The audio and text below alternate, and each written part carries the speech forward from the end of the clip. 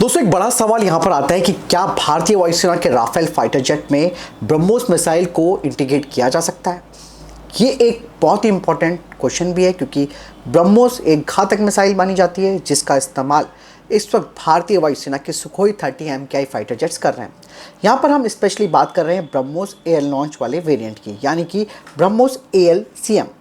अब यहाँ पर खास बात यह है ब्रह्मोस ALCM की कि ये बड़ी और एक भारी क्रूज मिसाइल है जिसकी लंबाई 8.4 मीटर के आसपास है और वजन करीबन 2500 किलोग्राम का।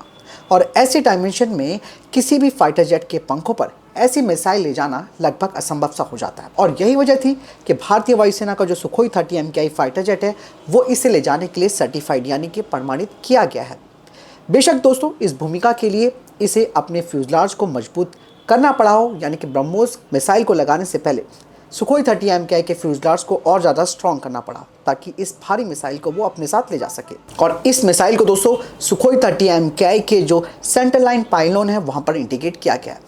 दूसरी ओर अगर हम बात करते हैं राफेल फाइटर जेट की, डसॉल्ट राफेल फाइटर जेट दोस्तों इसकी कुल लंबाई 15.27 मीटर है, जिसका मतलब ये है कि ये निश्चित रूप से अपने फ्यूजलाज के सेंटर पाइलॉन पर इस मिसाइल को ले जाने में सक्षम है, यानी कि ये कैरी कर सकता है इस मिसाइल को। लेकिन क्वेश्चन ये आता है कि क्या फ्रांस राफेल पर ब्रह्मोस ALCM को इंटीग्रेट करने के लिए सहमत होगा, जो पहले से ही स्कैल्प EG से लैस है और साथ ही इस मिसाइल को ले जाने के लिए इसमें अतिरिक्त संशोधन किए गए हैं। ऐसे में स्कैल्प मिसाइल कोई सस्ती मिसाइल नहीं है क्योंकि फ्रांस को पता है कि उसका जो फाइटर जेट राफेल है उसमें किस तरीके के मिसाइलों को वो लगा कर दे रहा है, जिसके पीछे दोस्तों डसॉल्ट एविएशन का एक व्यापारिक संबंधों का पुराना इतिहास भी रहा है, यानी कि अपने फाइटर जेट के साथ वो अपनी ही मिसाइलें आपको प्रोवाइड कराएगा। हालांकि कुछ खबरों से ये भी पता चला है कि जो भारतीय नौसेना के राफेल मरीन फाइटर जेट है उनमें ब्रह्मोस ALCM के हल्के और छोटे संस्करण को इंटीग्रेट किया जा सकता है, जिसे कि ब्रह्मोस NG के नाम से जाना जाता है। ऐसे में दोस्तों ये तो समझा जा सकता है कि राफेल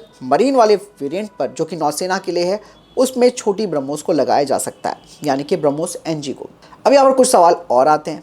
यदि ब्रह्मोस मिसाइल को इस फाइटर जेट यानी कि राफेल फाइटर जेट में इंटीग्रेट किया जाता है तो उसका स्पेक्ट्रा जो है वो काम नहीं करेगा। मतलब साफ है कि सुखोई 30 MKI ही इस मिसाइल के लिए उपयुक्त है। लेकिन दोस्तों यहाँ पर राफेल फाइटर जेट को भी भारी हथियार ले जाने के लिए डिज़ाइन किया गया था, लेकिन ये फाइटर जेट बड़ा नहीं है, यानी कि साइज़ इसका उतना बड़ा नहीं है। खैर यहाँ पर फ्रांस की भी सबसे इंपॉर्टेंट बात आती है कि राफेल फाइटर जेट पर क्या फ्रांस ब्रह्मोस मिसाइल को इंटीग्रेट करने की अनुमति देगा, क्योंकि ये तो टेक्नोलॉजी रशिया की है और रशिया और भारत की आप समझिए, लेकिन रशिया का पार्ट तो है ही इसमें। यहाँ पर दोस्तों एक बात और मैं बताना चाहूँगा कि फ्रांस ने भारतीय वायुसेना को एयर टू एयर मिसाइल जो कि भारत की स्वदेशी अस्त्र मार्क 2 है उसे इंटीग्रेट करने के लिए मना कर दिया था। फ्रांस पहले ही भारत को मेट्योर BVR मिसाइल दे चुका है जिनकी रेंज ऑलरेडी 500 किलोमीटर से अधिक है, और स्कैल्प मिसाइलें भी इंडियन एयरफोर्स को दी गई हैं जो कि एक बेहतर एयर टू एयर मिसाइलें मानी जाती हैं। इसीलिए दोस्तों भारत के पास ब्रह्मोस मिसाइल के लिए केवल Su-30 MKI और तेजस मार्क 2 और आगे AMCA फाइटर जेट यही एक ऑप्शन बचते हैं। यहाँ पर दोस्तों ये भी नहीं बोलना कि भाई फ्रांस केवल अपनी मिसाइलों को प्रायोरिटी दे रहा है, ऐसा नहीं है। आपको बता दें कि डसॉल्ट एविएशन के साथ इंडियन एयरफोर्स अस्त्र और रुद्रम के इंटीग्रेशन को लेकर बातचीत कर रही है, और किस लेवल तक ये पहुंचा है अभी इसके बारे में कोई अपडेट नहीं है, क्योंकि दोस्तों फ्रांस भी चाहता है कि भाई जो उसका ग्राहक है उसको उसी के हथियारों से लैस किया जा सके ताकि वो सस्ता विकल्प बन सके, क्योंकि बहुत ही महंगी स्कैल्प और मेट्योर मिसाइलें आती है।